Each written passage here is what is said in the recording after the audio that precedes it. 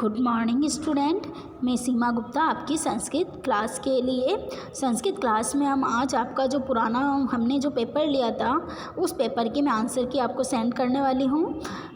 इसमें आपको phone number डालने हैं, स्टूडेंट नेम डालना है, ये सब रिक्वायरमेंट आपने पूरी कर ली होगी। मीडियम में हिंदी मीडियम से आप एग्ज़ाम दे रहे हो या इंग्लिश मीडियम से एग्ज़ाम दे रहे हो, ये डालना था आपको। संधि किसे कहते हैं, पहला क्वेश्चन जो आपका है, संधि किसे कहते हैं? दो शब्दों के मेल को, दो वर्णों के मेल को, या फिर दो वाक्यों के मेल को, या दो से अधिक शब्दों के मेल को। यहाँ पे ये लिखा हुआ था तो मैंने यहाँ पे थोड़ी सी मिस्टेक हो रही है आपके, तो दो से अधिक शब्दों के मेल को हम संधि कहते हैं। यहाँ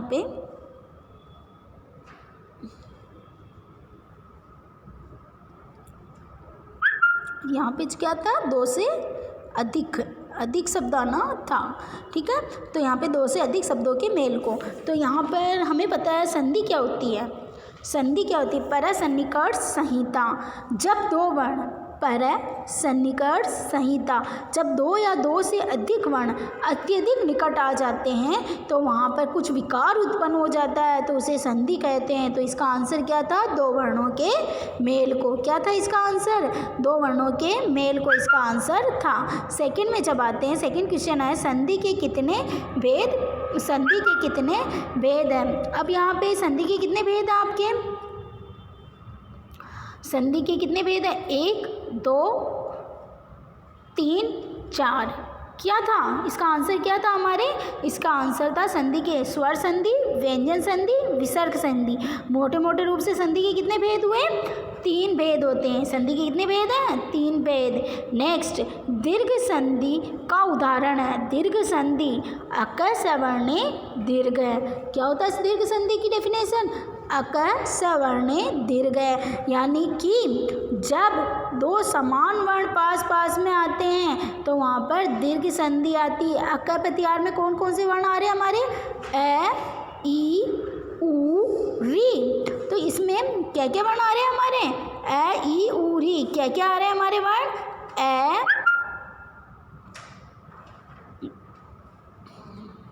क्या क्या वर्ण आ रहे हैं हमारे? ए, ई, उ और री।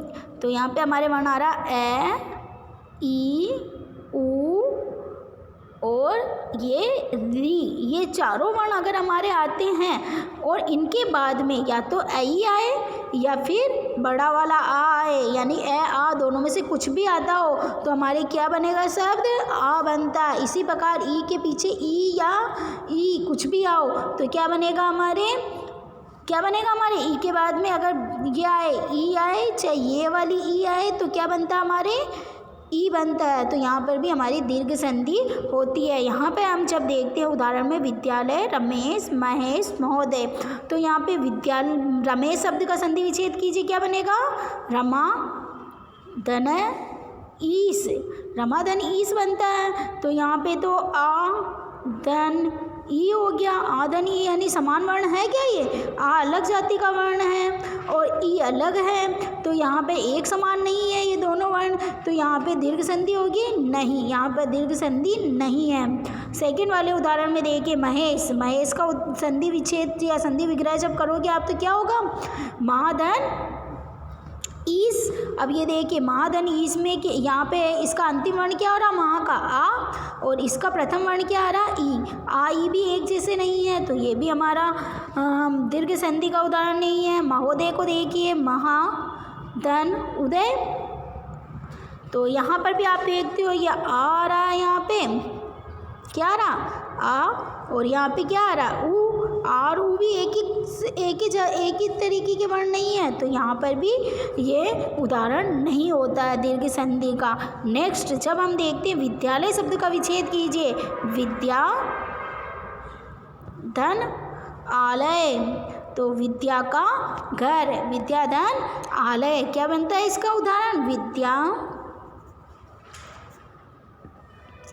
धन आलय। तो जब हम विद्याधन आलय करते हैं तो यहाँ पे विद्या का क्या होता है? आ बनता है, और इसका भी आ, आलय का भी आ आता है, ये दोनों एक ही तरीके के वर्ण है। और ए आता चाहे आ आता कुछ भी आता, परंतु थे तो एक ही तरीके से। तो यहाँ पे कौन सी संधि होती है, शब्द क्या बनता है, आ बनता है, और हमारा शब्द बनता है विद्यालय। तो ये कौन सी संधि कहलाएगी हमारी, दीर्घ संधि।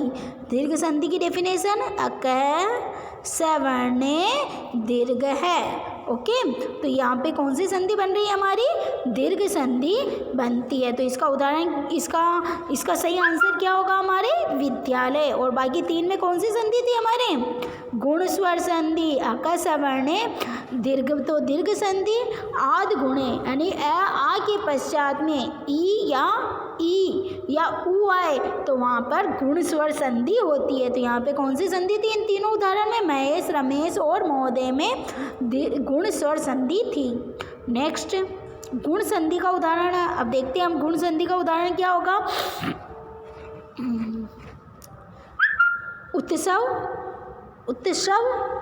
गुण संधि का उदाहरण दिख रहा है, कहीं नहीं दिख रहा मुझे। गायक में भी देख लेते हैं हम, गे प्लस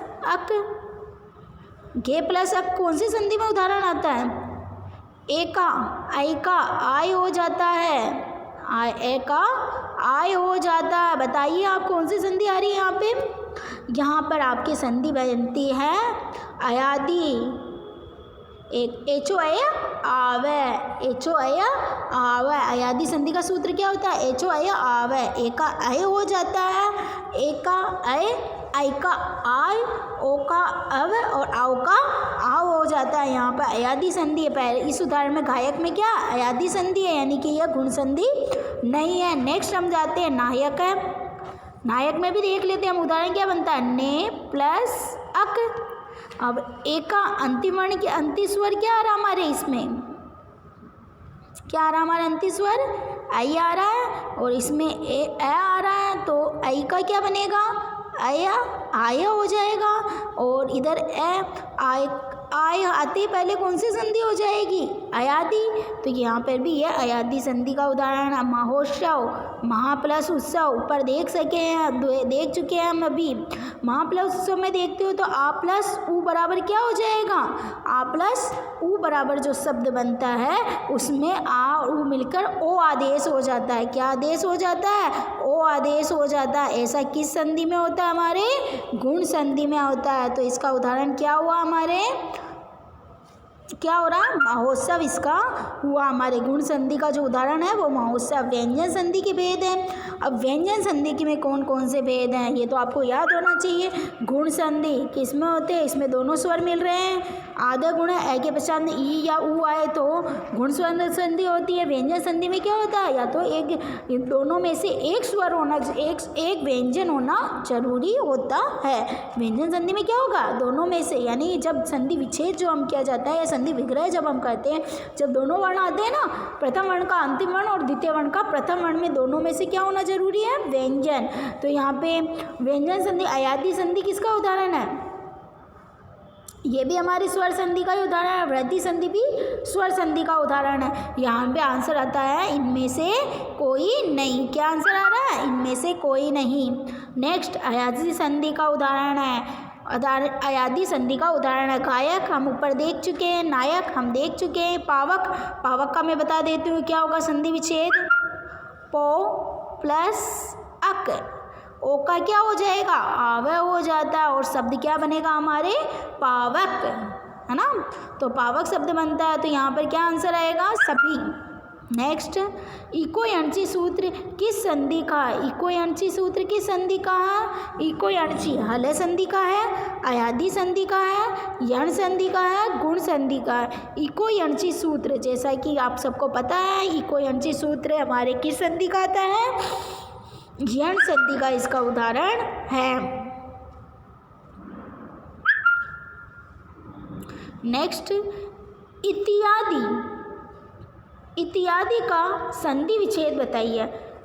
अब बताइए इति धन आदि जो शब्द है, इत्यादि जो शब्द है, सबसे पहले तो किस संधि का उदाहरण है, हमें ये आना चाहिए। नहीं आता है तो हमें इसका सबसे पहले विग्रह कीजिए। आप इसका विग्रह जब करोगे ना तो देखिए क्या होगा, इसका विग्रह इति धन आदि। क्या विग्रह होगा? इति धन आदि।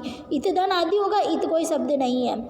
इति धन आदि होगा, यस इति धन आदि होगा। इति धन आदि होगा जब उसके पहले शब्द में ई की मात्रा आ रही है क्या बड़ी? नहीं, तो ये तो अपने आप ही गलत हो जाएगा। इति को हम ऐसे लिखते ही नहीं है, तो ये वाला इति हो ही नहीं सकता, इत नहीं हो सकता है, ये वाली ई तो हो ही नहीं सकती। ये तो हमारा वैसे ही देखते ही गलत हो रहा है, ये वाला शब्द तो हमारे देखते ही गलत हो रहा है। कैसे हो रहा? क्योंकि जब शब्द में ही प्रथम वाणी ई बड़ी ई नहीं है, तो इसमें कैसे बड़ी ई आ रही है? तो इसको देखते ही आप क्या कर दोगे? क्रॉस कर दोगे। क्या करना है? इसको क्रॉस कर देना। फिर हम आते हैं ऊपर वाले में, इत है, या तो हलंत होता है, फिर भी हम सोचते पड़े इत हलंत भी नहीं है, और हलंत होने के बाद तो इसको कैसे संधि बनेगी? कोई संधि नहीं समझ में आ रही, तो ये भी हमारा क्रॉस हो रहा है। नेक्स्ट, इति जो शब्द दे रखा, इति कैपिटल नहीं आती, हमेशा इति छोटी आ रही है, छोटी होगी, तो ये भी हमारा क्रॉस हो गया। सही आंसर क्या हुआ? इति धन आदि। क्या आंसर हो रहा है हमारे? इति धन आदि। ठीक है, तो हमारा आंसर आता है इति धन आदि। नेक्स्ट हम चलते हैं, रामस चिनोती। क्या है? रामस चिनोती। रामस चिनोती में क्या होगा? सोचिए अब आप। राम है धन चिनोती, क्या शब्द बन रहा? राम है। सबसे पहले तो आप यहाँ पे देख रहे हो उससे आधा आ रहा, तो एक पल के लिए हम सोच सकते हैं, मैं ये नहीं कह रही हूँ हमेशा ऐसा होगा, लेकिन कुछ 80% चांस बनते हैं कि यहाँ पे विसर्ग संधि होगी। तो यहाँ पे विग्रह क्या होगा? राम है प्लस चिनोती। क्या बनेगा? राम है प्लस चिनोती शब्द बनता है। तो यहाँ पे राम प्लस चिनोती शब्द बनता है, तो राम है प्लस चिनोती शब्द में कहाँ से आ रहा है हमारा? देखिए कौन सा शब्द उदाहरण हमारा ए इसका बन रहा है। इसका जो सही आंसर आ रहा है वो हमारे क्या आ रहा है? राम है प्लस चिनोती। पावक शब्द में संधि विच्छेद होगा।